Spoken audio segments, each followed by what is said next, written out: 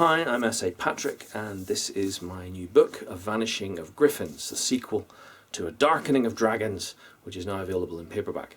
These books are based on the legend of the Pied Piper of Hamelin, except in this world there are many pipers who can all create magic with music, and they are usually a force for good.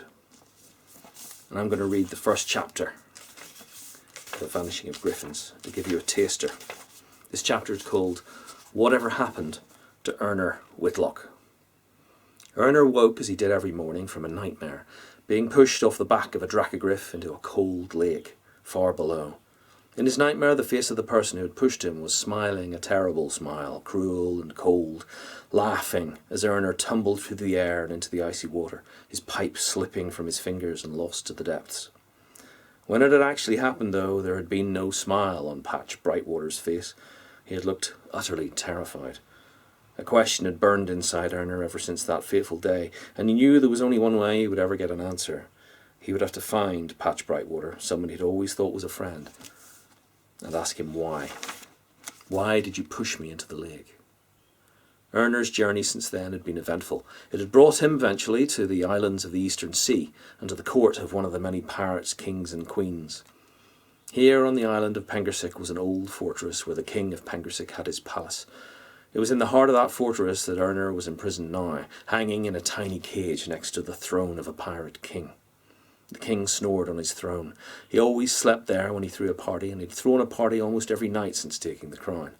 The floor of the throne room was covered in sleeping pirates and empty rum bottles. Erner's legs were going numb. He shifted his weight, working his feet out from under him, trying not to make the cage swing. If the cage swung, the rope it hung from would creak, and the creak might wake the king. That was never a good idea. 2 nights before, one of the pirates had let out a belch that was long and thunderous as everyone slept. He had woken the king. Worse, he had laughed about it. In front of the throne were a dozen wooden spikes, and on the top of each spike was the severed head of someone who had displeased the king. The head of the belching pirate was there, the freshest of the bunch. Yes, waking the pirate king was never a good idea. He was not a morning person. Arpinos was his name, King Arpi to his subjects. He hadn't been king long. 2 months, that was all, but it had been a busy 2 months. Pirate rulers didn't tend to last, and it seemed that Arpinos had been trying to fit as much as possible into whatever time he had, like buying Erner for a start. Erner was an apprentice in the custodian elite. Held in the highest esteem, the custodians only accepted the best pipers into their ranks. The magical songs the pipers played could achieve wondrous things.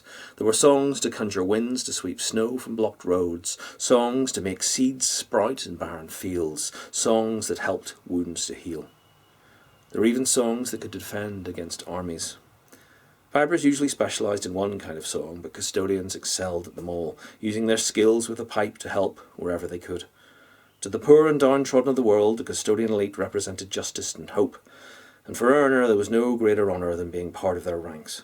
For many, the greatest honour of all would be to become a member of the Pipers' Council, as they were the highest authority among pipers and decided the laws of piping. But it was the custodian elite who upheld those laws and much more besides. Erner had gone with Patch Brightwater to visit the castle of Underath the sorcerer, hoping that the sorcerer would help their friend Wren, a girl cursed into the shape of a rat. When they'd reached the castle, however, they'd found Underath seriously wounded and in hiding, his castle occupied by violent mercenaries. When the mercenaries had discovered them, the sorcerer had hidden again. Erner and the others had fled on the back of Barva the dracogriff as the mercenaries gave chase. And just as they seemed to be out of danger, Patch had suddenly pushed Erner off Barver's back into the lake below. Erner had managed to swim to the side of the lake.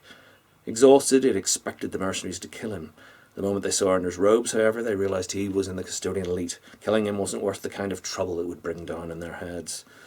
Instead, the mercenaries did what they always did. They tried to think of a way to make some money out of the situation. They had already plundered everything of value from Underath's castle. The time had come for them to move on. Extra money would be welcome. They considered holding him ransom. But the custodian elite was far too powerful a foe with far too long a memory. Such a course of action would end disastrously, they decided. But there were, they knew, criminals in the world who were reckless enough or foolish enough to actually enjoy the thought of angering the custodians. Pirates. So a letter was sent to the pirate kings and queens of the territories of the islands of the Eastern Sea, all 212 of them. "We have come into the possession of a young apprentice in the custodian elite," said the letter. "For a simple payment of 100 gold mittals, you can have him as your prisoner, and show how little you fear the custodians. Although none shall pay, for none shall dare." The custodian elite tended to leave the islands of the Eastern Sea alone, but it would take a particularly foolish and reckless pirate to think that a captive custodian wouldn't be a huge risk. Luckily for the mercenaries, one of the pirate kings and queens was particularly foolish and reckless. Arpinos, newly crowned king of Pengersic, looking to make his mark in the pirate world. What better way, thought King Arpi, than to do something nobody had ever done before?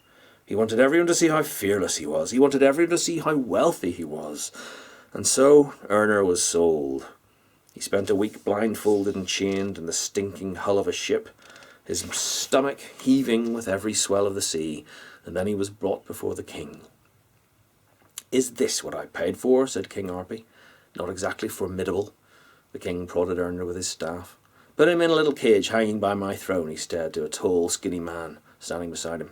The skinny man looked anxious. "Snap to it, Screep. I gave you an order." "Yes, your majesty," said Screep, "but surely the custodians will be angry when they find out." "Of course they will," said the king. "That's the whole point. Every pirate will know that I, King Arpi, fear nobody. You worry too much, Screep." "Worry less." Screep nodded and seemed to relax ever so slightly.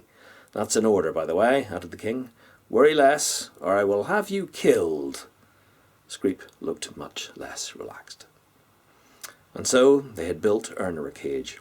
It wasn't quite high enough for him to sit upright, or long enough for him to lie down, and in the weeks he'd been there, he had yet to discover a way to sleep without some part of him being numb when he woke.